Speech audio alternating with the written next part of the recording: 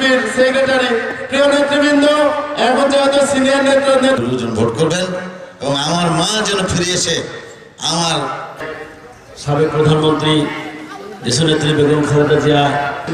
আমি আপনাদের এখানে একটি কথাই বলতে চাই, আমরা ধানের শীষের প্রতীককে ভালোবাসি, দুলু ভাইকে আমরা ভালো করি সুশৃঙ্খল ভাবে। নেতারা আসছে, আপনারা সুশৃঙ্খল ভাবে। সাবেক প্রধানমন্ত্রী, 3 বার প্রধানমন্ত্রী, দক্ষিণ এশিয়া,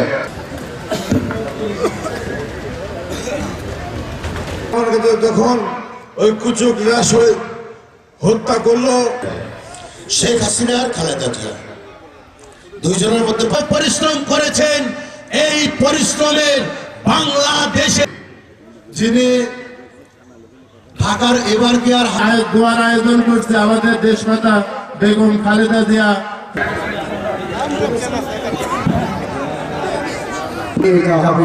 আমরা সবাই পরম করুণাময় আল্লাহর কাছে আজকে